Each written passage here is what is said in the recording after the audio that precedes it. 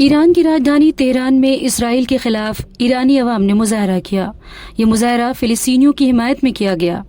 ईरानी अवाम ने गजा पर इसराइली हमले के खिलाफ एहतजाज किया और इसराइली परचम को नजर आतिश करते हुए इसराइल मुर्दाबाद जैसे नारे भी लगाए। साथ ही अलामती तौर पर ईरान की ताकत का मुजाहरा भी किया और इसराइली वज़ीर आज़म बेंजामिन नेतन्याहू के इक़दामात पर गम गुस्से का इजहार किया।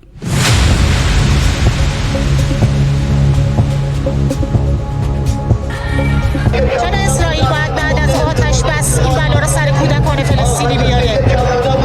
یعنی من به هیچ کس و هیچ ایدئولوژی و هیچ چیزی کار ندارم، فقط برای دفاع از مظلومان.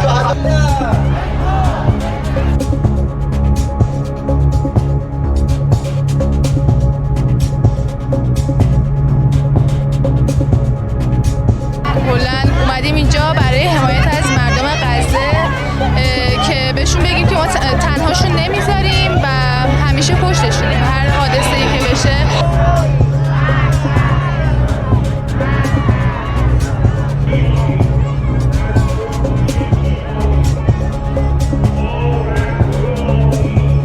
هدف ما حمایت از فلسطین و خون شهدای فلسطین و حمایت از غزه است.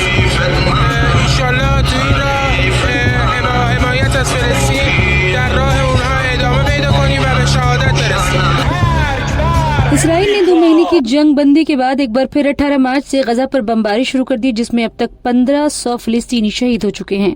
मार्च के आखिर से ही इसराइल ने गजा के लोगों को इनखला का हुक्म दे दिया था और हमले तेज कर दिए थे। वाज़ेह है कि इसराइल का मकसद अमेरिका के इशारे पर गजा पर मुकम्मल कंट्रोल हासिल करना है।